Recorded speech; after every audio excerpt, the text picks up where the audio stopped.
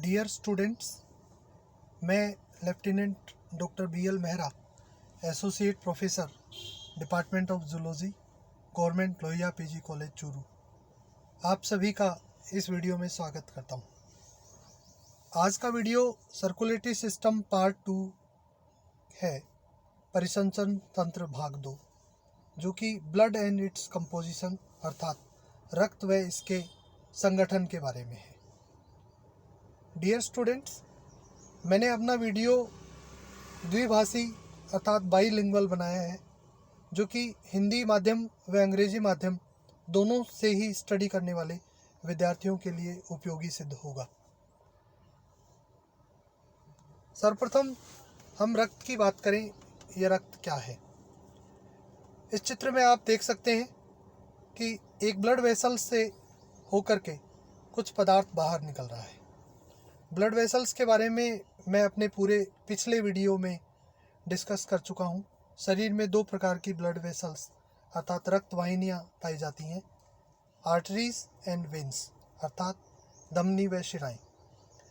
इस blood vessel से होकर के एक तरल बाहर निकल रहा है, जो चित्र में आप हल्के पीले रंग का देख रहे हैं। ये जो तरल पदार्थ है, यह प्लाज्मा कहलाता है और इसमें 3 प्रकार की जो कणिकाएं हैं वो इसमें सस्पेंडेड रहती हैं, इसमें घुली हुई रहती हैं। अर्थात रक्त जो है वो प्लाज्मा व इसमें घुली हुई रक्त कणिकाओं से मिलकर के बनता है। तो हम कह सकते हैं कि ब्लड क्या है, ए सर्कुलेटिंग कनेक्टिव टिश्यू, एक रक्त में बहता हुआ संयोजी ऊतक है या तरल संयोजिक ऊतक है, consisting of several types of cells, जिसमें विभिन्न प्रकार की कोशिकाएं मिलती हैं, suspended in a fluid medium, जो कि एक द्रव माध्यम में घुली हुई रहती हैं, नोन एज प्लाज्मा, जिसे कि प्लाज्मा कहा जाता है। What's in blood. अब प्रश्न उठता है कि रक्त में और क्या क्या होता है। अभी हमने डिस्कस किया रक्त में प्लाज्मा है और प्लाज्मा में घुली हुई 3 प्रकार की के पार्टिकल्स या 3 प्रकार की सेल्स मिलती हैं। रेड ब्लड सेल्स यानी लाल रक्त कणिकाएं, वाइट ब्लड सेल्स श्वेत रक्त कणिकाएं और तीसरे प्रकार की प्लेटलेट्स। इनके अलावा रक्त में अन्य पदार्थ भी मिलते हैं। रक्त में डाइजेस्टेड फूड भी मिलता है अर्थात पचित भोजन। अर्थात पचित भोजन से तात्पर्य ये है कि हम भोजन के साथ जो कुछ भी लेते हैं वह पच करके रक्त में मिल जाता है। मुख्यतः भोज्य पदार्थ कार्बोहाइड्रेट, प्रोटीन और लिपिड्स का होता है। प्रोटीन पाचन के पश्चात अमीनो अम्ल बनाते हैं। कार्बोहाइड्रेट पाचन के पश्चात ग्लूकोज में बदल जाता है। इसी प्रकार से जो लिपिड है, भोजन में उपस्थित जो वसा है, वो वसीय अम्ल और ग्लिसरॉल में टूट करके यानी पचित होकर के रक्त में मिल जाता है। तो रक्त में डाइजेस्टेड फूड पाया जाता है। इसके अलावा रक्त में ऑक्सीजन और कार्बन डाइऑक्साइड भी घुली हुई अवस्था में मिलती है। इसके अलावा हार्मोन्स तथा अपशिष्ट पदार्थ के रूप में जैसे यूरिया आदि भी रक्त में पाई जाती है। रक्त के कार्य, ब्लड के functions. Supply oxygen to tissues, ये ऊतकों को ऑक्सीजन की सप्लाई करने का काम करता है। अर्थात इसमें घुली हुई जो ऑक्सीजन है वह रक्त के साथ प्रत्येक कोशिका या प्रत्येक ऊतक तक जाती है। Supply nutrients such as glucose, amino acids and fatty acids to tissues. रक्त में विभिन्न प्रकार के पोषक पदार्थ जो अभी हमने डिस्कस किए थे, जो भोजन से मिलते हैं, जैसे ग्लूकोज, अमीनो अम्ल, वयवसीय अम्ल, ये ऊतकों तक पहुंचाने का काम रक्त करता है। Removal of waste such as carbon dioxide, urea and lactic acid from tissues. ऊतकों में जो अपशिष्ट पदार्थ होते हैं, जैसे कार्बन डाइऑक्साइड, यूरिया और लैक्टिक एसिड, उनको वहाँ से कलेक्ट करने का काम भी रक्त करता है। इम्यूनोलॉजिकल फंक्शंस अर्थात प्रतिरक्षी कार्य। प्रतिरक्षी कार्य से तात्पर्य होता है शरीर की रोगों से लड़ने की या किसी प्रकार के इन्फेक्शन से, संक्रमण से लड़ने की क्षमता को इम्यूनोलॉजिकल फंक्शंस या प्रतिरक्षी कार्य कहा जाता है, क्योंकि इसमें एंटीबॉडीज़ होती हैं और रक्त में वाइट सेल्स भी होती हैं। ये दोनों ही इम्यूनोलॉजिकल फंक्शंस को परफॉर्म करती है। तो रक्त के कार्यों में प्रतिरक्षी कार्य भी महत्वपूर्ण हो जाता है, क्योंकि इसमें वाइट सेल्स होती हैं। जिस स्थान पर भी किसी प्रकार का इन्फेक्शन होता है वहाँ रक्त में घुली हुई वाइट सेल्स जो है इस कार्य को संपन्न करती है। इसके साथ ही एंटीबॉडीज़ बाहरी किसी भी पदार्थ को, फॉरेन मटेरियल को, फॉरेन पार्टिकल को डिटेक्ट करने का अर्थात पहचानने का काम करती है। What % of your body is blood? हमारे शरीर का कितना प्रतिशत जो है वो रक्त होता है? हम कह सकते हैं 8% अर्थात 8%। How much blood do we contain? अर्थात हम हमारे शरीर में कितनी मात्रा में रक्त मिलता है? On an average 4 to 6 litre अर्थात 4 से 6 लीटर मात्रा एक स्वस्थ मानव के या मनुष्य के शरीर में मिलती है। We contain about a pint of blood for every 15 pounds of body weight. हम हमारे शरीर के प्रत्येक 15 पाउंड जो वज़न है उसमें लगभग 1 पिंट मात्रा रक्त की मिलती है अर्थात 473.17 mm। कंपोजिशन ऑफ ब्लड हम डिस्कस कर चुके हैं कि रक्त में प्लाज्मा और कोशिकीय भाग जो है वो पाया जाता है। What % of your blood is cellular? अर्थात हमारे रक्त में कोशिकीय भाग जो कितना % मिलता है? आंसर है 45%। What % of your blood is plasma? अर्थात रक्त में कितने प्रतिशत मात्रा प्लाज्मा की होती है? उत्तर होगा 55%। अर्थात हमारे शरीर में रक्त में लगभग 55% भाग प्लाज्मा होता है तथा 45% जो मात्रा है वो कोशिकीय भागों की होती है। इस चित्र में आप देख सकते हैं व्हाट इज प्लाज्मा। एक बैग है जिसमें कि प्लाज्मा को एकत्र किया गया है।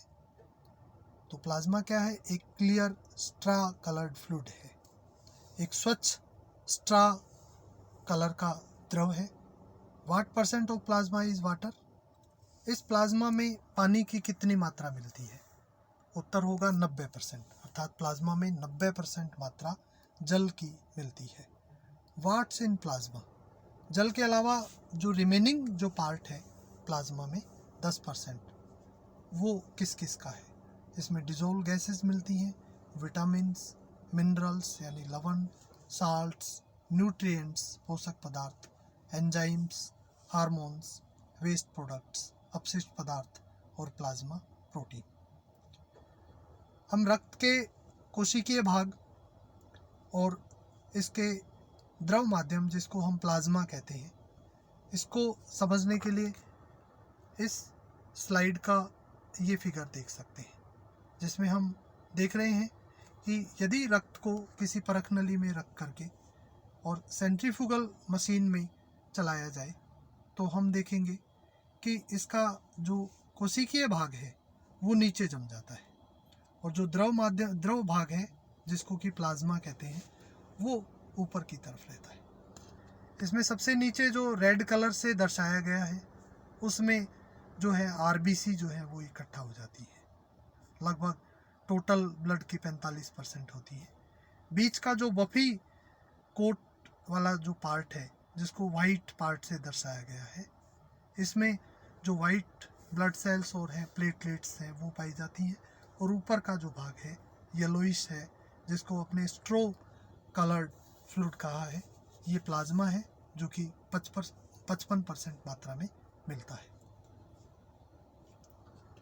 अगेन इस चित्र से हम पुनः देख सकते हैं कि प्लाज्मा एक्स्ट्रा कलर्ड लिक्विड है और it also contains useful things, इसमें यूज़फुल चीज़ें मिलती हैं और glucose, amino acids, proteins, minerals, vitamins, hormones etcetera.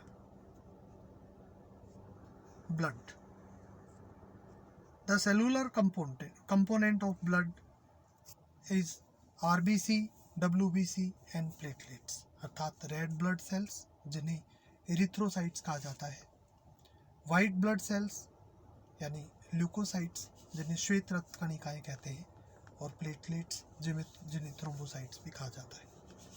Blood cells are formed in bone marrow, ये रक्त कणिकाएं अस्थि मज्जा में बनती है।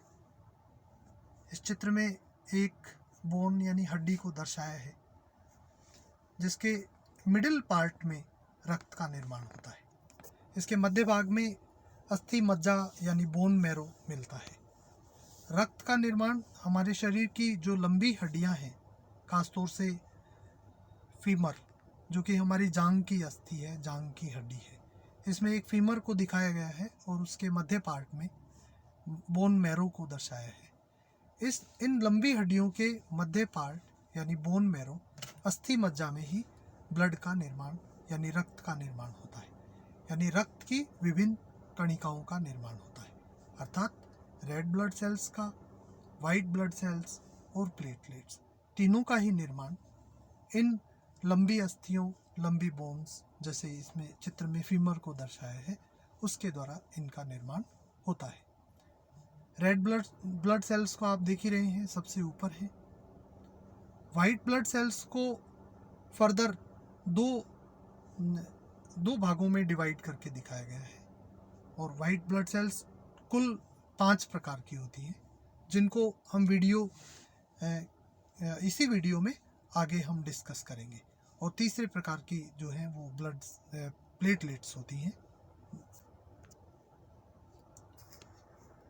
इस चित्र में आरबीसी को दिखाया है लाल कलर में। How RBCs transport oxygen, RBC का जो काम है वो ऑक्सीजन को ट्रांसपोर्ट करने का होता है। उत्तर है haemoglobin, the iron containing pigment. In RBC में हीमोग्लोबिन नाम का पिगमेंट पाया जाता है जो आरबीसी को वहन करने का काम करता है। इस चित्र में आप देख रहे हैं पुनः एक ब्लड वेसल को दिखाया है और उसमें आरबीसीज को दिखाया गया है। Red blood sales contain several hundred haemoglobin molecule which transport oxygen. ये जो आरबीसी है इसके अंदर उसके अंदर कई 100 हीमोग्लोबिन के अणु पाए जाते हैं जो ऑक्सीजन को ट्रांसपोर्ट करने का काम करते हैं। और जो इसी चित्र में हीमोग्लोबिन मॉलिक्यूल को दर्शाया है जिसके अंदर हीम पाया जाता है। Oxygen binds to haem on the haemoglobin molecule. तो इस हीमोग्लोबिन मॉलिक्यूल में आयरन का एक यौगिक मिलता है जिसको कि हीमोग्लोबिन कहते हैं, और इसी आयरन के साथ में या इसी हीमोग्लोबिन के साथ में ऑक्सीजन जुड़ करके ऑक्सी हीमोग्लोबिन बनाता है, एक ढीले बंध के द्वारा जुड़ता है।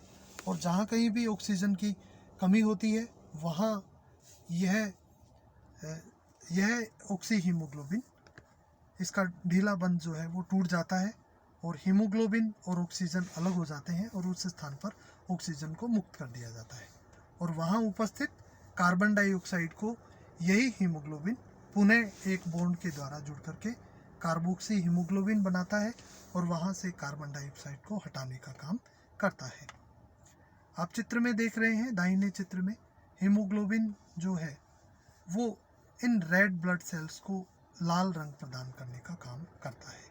Haemoglobin makes red blood cells red, अर्थात लाल रक्त कणिकाओं का लाल रंग इस हीमोग्लोबिन के कारण ही होता है। अब बात करते हैं रक्त के दूसरे कंपोनेंट वाइट ब्लड सेल्स की, इनकी कैरेक्टरिस्टिक्स। इन्हें WBC के नाम से भी जानते हैं या ल्यूकोसाइट भी कहा जाता है। नो डेफिनेट शेप, इनकी कोई निश्चित आकृति नहीं होती। हैव न्यूक्लियस, इनमें केंद्रक पाया जाता है। पीछे जो हमने आरबीसी डिस्कस की थी, इनमें केंद्रक का अभाव होता है। WBC protect body against infection, किसी भी प्रकार के संक्रमण से शरीर की रक्षा करने का काम ये डब्ल्यूबीसी या वाइट ब्लड सेल्स करती हैं। इनका लाइफ स्पैन जो है वो 3 दिन से लेकर के कुछ महीनों तक का हो सकता है।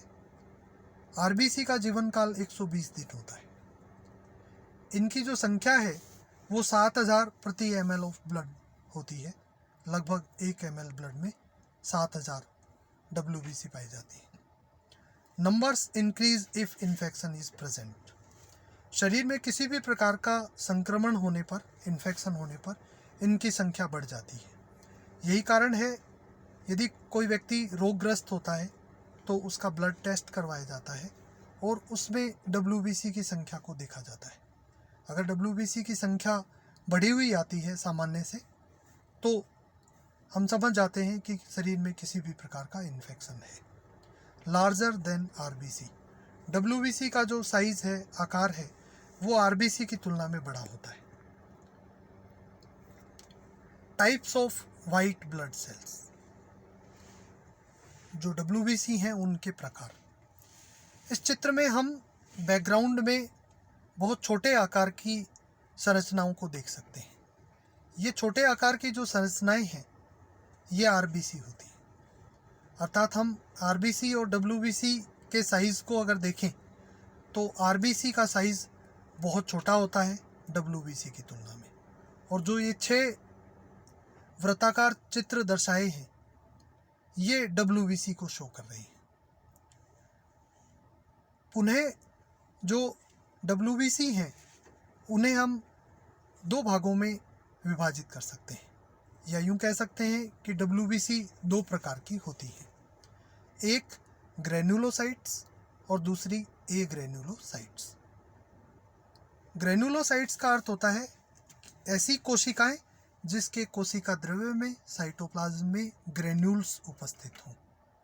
और ए ग्रेन्युलोसाइट्स का तात्पर्य होता है, ए का मतलब होता है एब्सेंट और ग्रेन्यूल्स का अर्थ होता है ग्रेन्यूल, साइट्स का मतलब कोशिकाएं।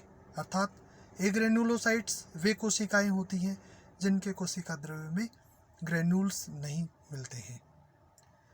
तो जो ग्रेन्युलोसाइट्स हैं उन्हें पुनः 3 भागों में बांटा जा सकता है।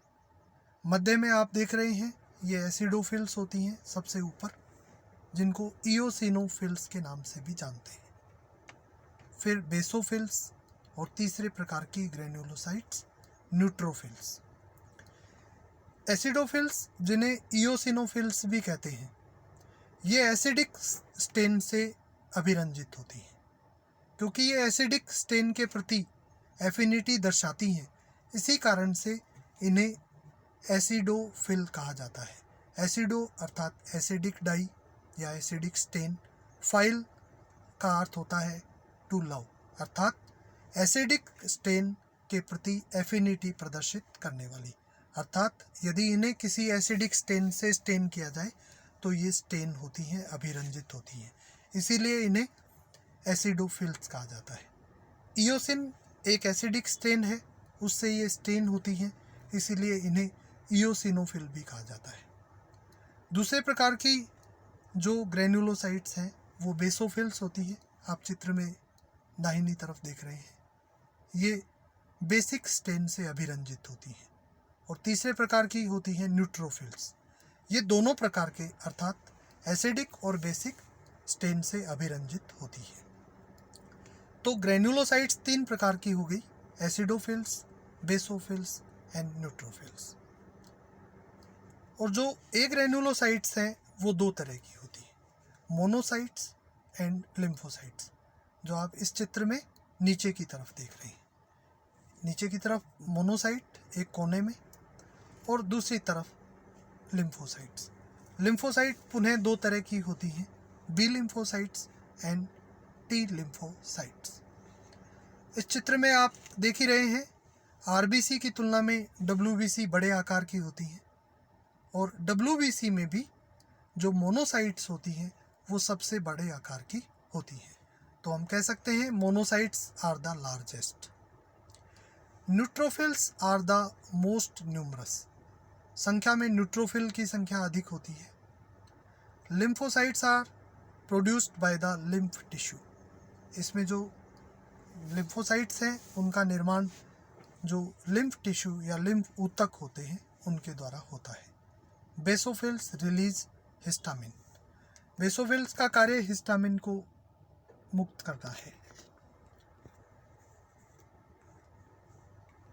देखिए इस चित्र में किसी एक संरचना के द्वारा दूसरी संरचना को खाए जाने का कार्य हो रहा है, और एक दूसरे चित्र में हम देख रहे हैं कि इधर WBC को दर्शाया है और इधर एक कोशिका को दर्शाया है जिसके ऊपर लिखा है final stage of apoptosis.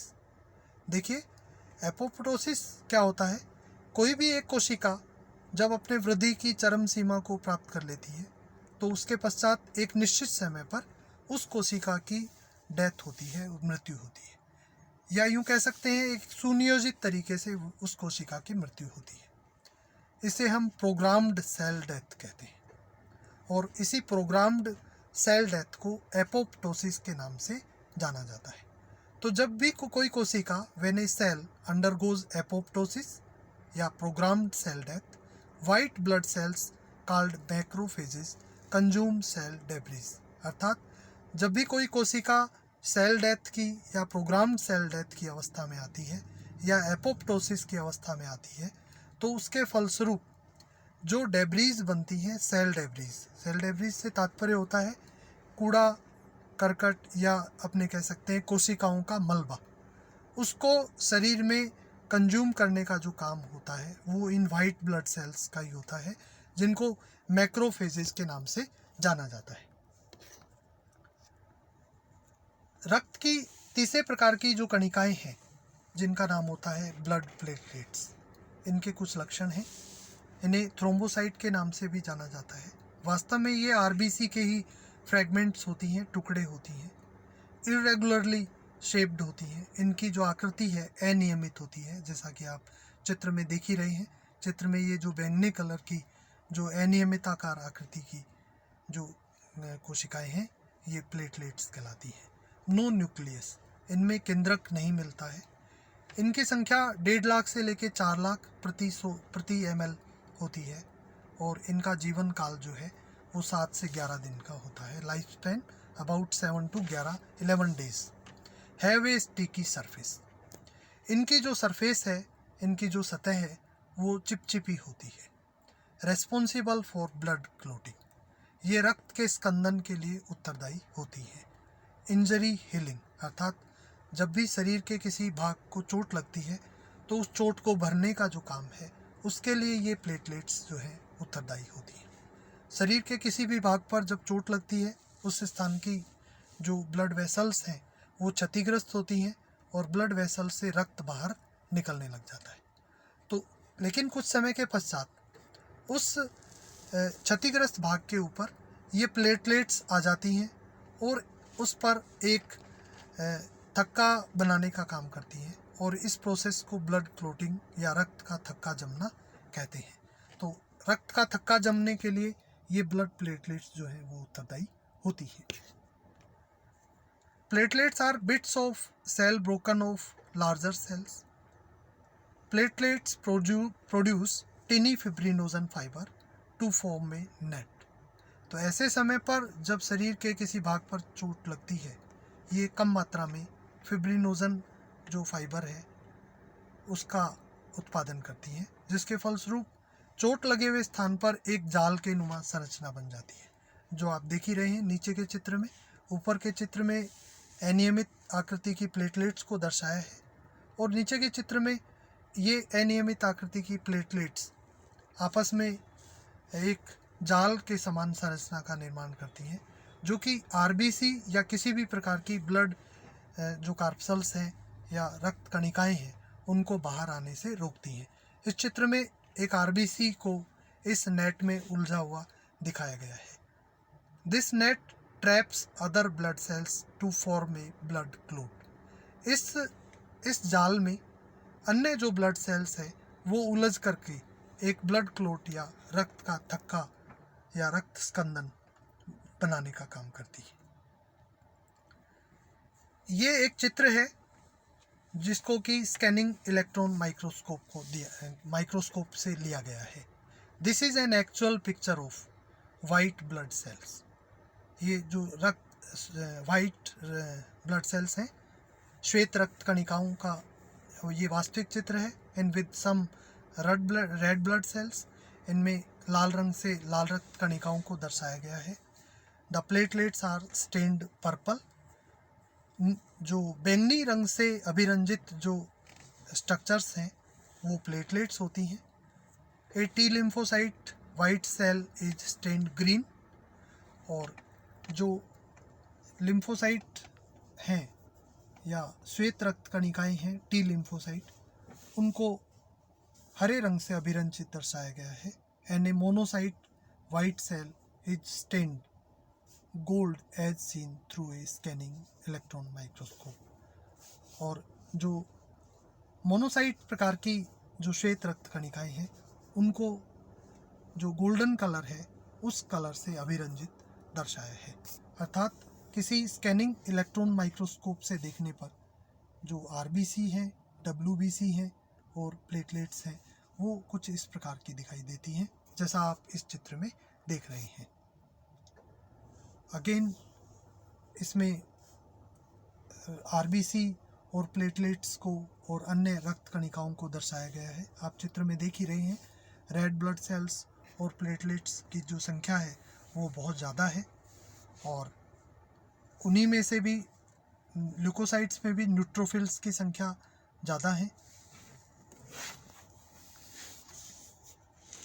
Blood cell formation अर्थात रक्त कोशिकाओं का निर्माण। ब्लड की जो सेल्स हैं उनका निर्माण या ब्लड फॉर्मेशन, इसको हम एरिथ्रोपोइसिस के नाम से भी जानते हैं। जैसा कि हमने पीछे डिस्कस किया है कि रक्त का निर्माण हमारे शरीर की जो लंबी अस्थियां हैं उनमें बोन मैरो मिलता है, उसके द्वारा किया जाता है। हमारे बोन मैरो में कुछ स्टेम सेल्स पाई जाती हैं जिन्हें मेगा कैरियोसाइट्स के नाम से जानते हैं। उन मेगा कैरियोसाइट से ही इन तीनों प्रकार की जो कणिकाएं हैं रक्त की, उनका निर्माण किया जाता है। वो चाहे आरबीसी हों, चाहे डब्ल्यूबीसी के पांचों प्रकार हों, चाहे प्लेटलेट्स हों। Thank you. जय हिंद, जय भारत।